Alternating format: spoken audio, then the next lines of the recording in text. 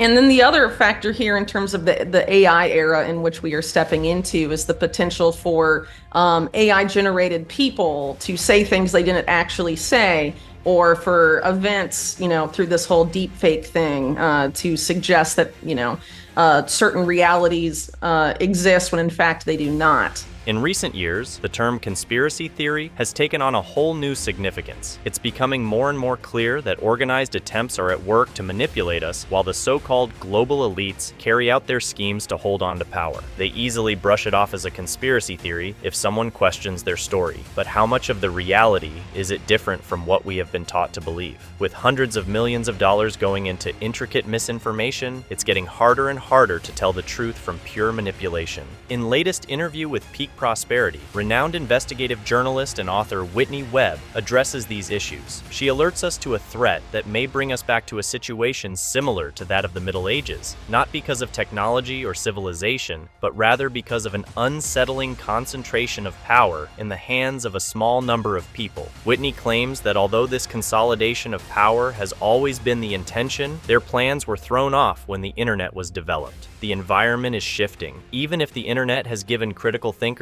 like Whitney the opportunity to challenge and reveal the main narrative. Whitney predicts a gradual but significant transition in the internet that may go missed by many beginning as early as 2025. Join us as we present parts from Whitney's interview in which she explores a future that is characterized by common surveillance affecting every aspect of our lives, especially in the financial sector, permanent AI censorship, and a sharp decline in human cognitive abilities due to reliance on AI. The stakes are tremendous, and Whitney Webb's observations offer a frightening look into a possible future that can drastically alter our planet in ways we're not yet aware of. Let's now hear what she's about to say next. I think ultimately what we're seeing is an effort to sort of herd the world towards what I would refer to as a neo-feudal model.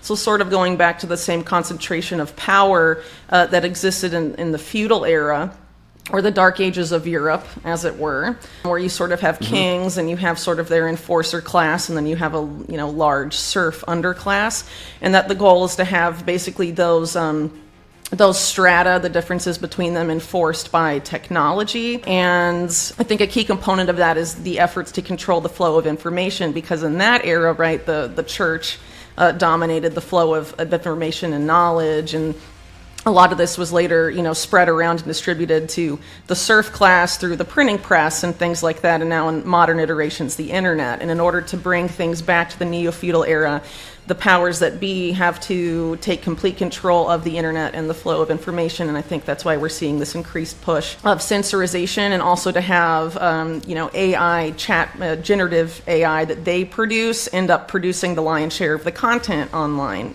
Those two things, I think, go together in order to sort of manufacture reality so that we're more easily controlled and herded into these various systems that they're setting up that will maintain the vast majority of the populace in this serf underclass. And a lot of the big establishment thinkers on AI have pretty much talked openly about how that technology is being used to create sort of the upper class, the kings of the data barons, I guess, of the modern era, as opposed to the oil barons of previous eras, and how, the people that control the data that AI trains on and the people that program and maintain AI will be sort of in this upper class, and that AI will act upon the lower class, and the lower class over time will become cognitively incapable of understanding what AI is doing to them and how it's molding their opinions, and will become dependent on AI for everything, and will not really be able to function without it, or even make their own decisions and know their own preferences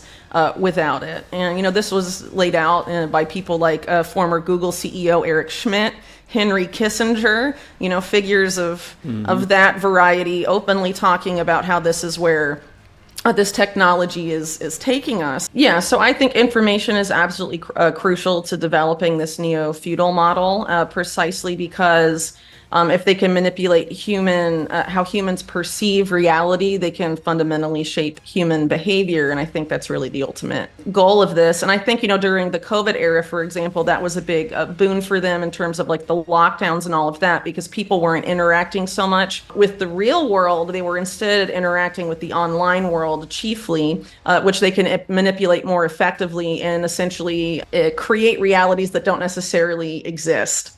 and convince people that that's what's happening, and manipulate trust also. And as I'm sure you and your audience are aware, the big theme at like the World Economic Forum for the past several years, including this year, has been rebuilding trust and how to claim trust or reclaim trust among the people who have sort of, to varying extents, gotten wise to this essentially big power grab that's happening on the part of the elite right now. So narrative management is a big part of it. And the internet has been an issue for them in that regard, in terms of allowing whoever, anyone to publish information or read, and for people to read that information, hence the increased efforts to not just censor, but also have them through AI produce the lion's share of content.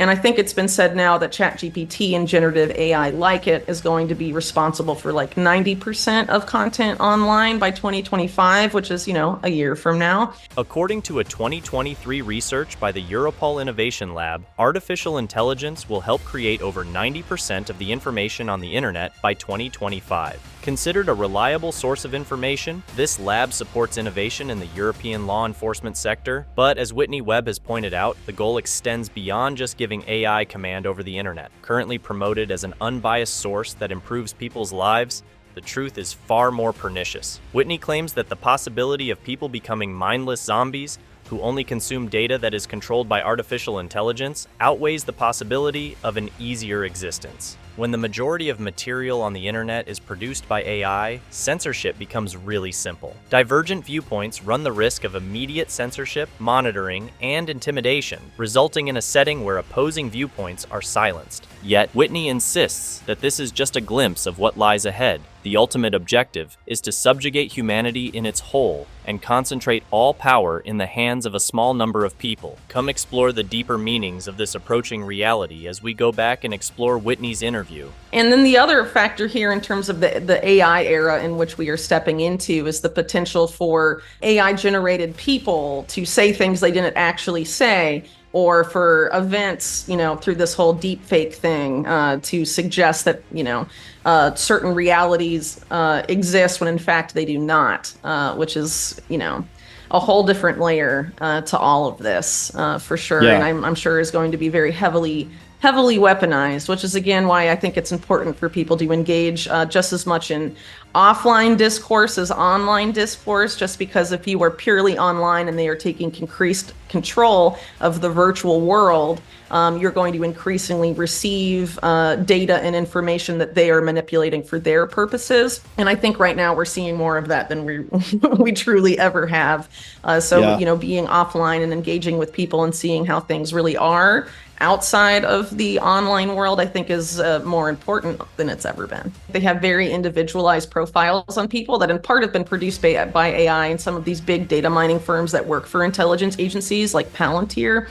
And the goal of that is to basically, the military and all of these groups, knowing we know that they've invested millions of dollars in building essentially bot armies that are used to conduct influence operations. And we know they also do that against the domestic populace. And that, this was legalized under the Obama era. They lifted the domestic propaganda ban and all of these other things with the NDAA, or one of the NDAAs in the Obama era. And all of that can be pointed at the U.S. populace domestically for the purpose of advancing, what these guys say is in the U.S.'s national interest, but increasingly it's in, either the deep state or the power elite's best interest, which tends to be from preventing any sort of real change from happening that would lessen their power or prevent us from, going even further down this path that we are on.